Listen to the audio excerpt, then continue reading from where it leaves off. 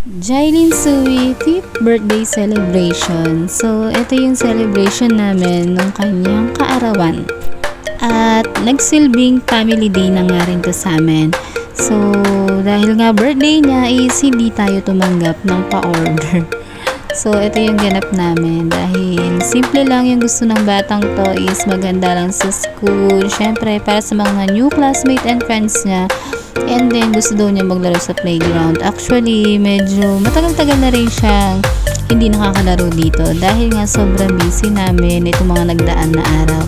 Bukod sa madaming pa-order, sunod-sunod na pa-order is talagang busy dahil may mga inaayos. And then, syempre, dapat pag pupunta ka rito is handa yung mga paa mo. Yes, handa para tumakbo at sumunod sa mga batang to. Kaya, hindi nga lang sila yung papagod dito. Yes, hindi lang sila dahil ikaw din. Ikaw din kakasunod sa kanila, diba? O pati itong matandang to, nakiki-enjoy din siya. Nakakatuwa lang na dahil kahit nga 10 years old and 11 years old na itong ate at kuya niya is still enjoying pa rin dito sa playground. Diba? Hindi naman halatang enjoy na enjoy yan. Nakailang akyat at bagsak yan mga yan.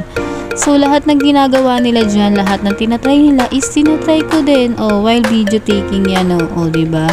So, nagtuloy-tuloy din ako dyan habang binibidyo yung mga yan. Dahil gusto ko nga i-capture yung moment na to at madala din nila hanggang sa kanilang paglaki.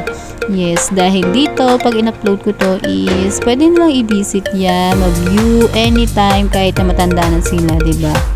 Gusto ko na may ilo-look forward pa rin sila. Sa iba't ibang platform ko naman ito na-upload. So, marami silang choice kung saan nila gusto panoodin.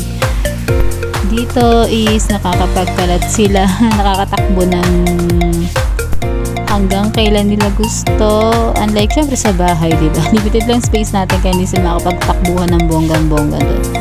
Diba? Lalong itong batang to. Tontuwa dyan sa malaking bola na yan. And then, hindi siya mapakali, guys.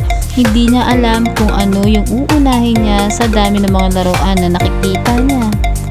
Sa moment na to is umupo nga muna ako, diba? Siya naman yung take charge para naman sumunod dun sa batang yun. Diba? Pati yung isa dun is nagbubungkal ng buhangin. For the akyat lang yung mga batang yan kasi ikaw talaga yung mapapagod pag mayat maya mo sila susundan.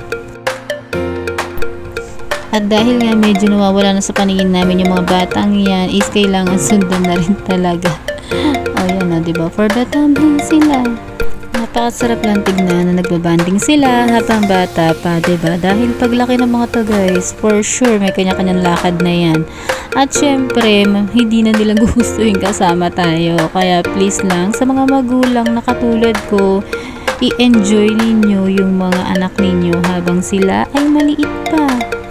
Dahil darating yung panahon na hindi na tayo magiging busy pero sila naman yung magiging busy. At yung time na yon is ayun na yung gusto mo silang makasama pero sila na yung may ayaw tayong makasama. Diba? Dahil syempre lalabas at lalabas, lalaki at lalaki sila, makakakilala ng mga bagong kaibigan which is ayun yung nakaka-excite sa part ng pagiging teenager, diba? Yung pagiging adult natin. Kaya always make sure na kahit once in a week, once in a month, kailangan may ganitong moment kayo and bonding with the kids, diba? Syempre, para din sa kanilang magkakapatid at mas lumalim ang kanilang pagmamahalan sa isa't isa. Yung pangalan mo na kahit mukhang bored na siya is for the laro pa rin siya dahil wala sang choice, diba?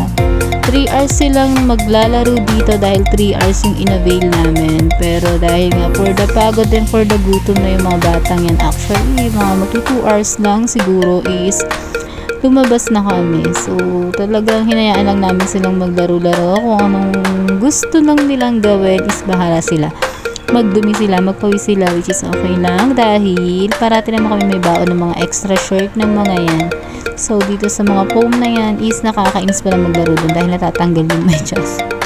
Once na nagtumbling mga yan, pag ang paan yan is nalusot yan talagang natatanggal. So, itong batang to, nakailang slide dyan. At enjoy na yung pagtatalon na yan dyan, diba? So, masasabi ko na napaka worth it ng araw na to.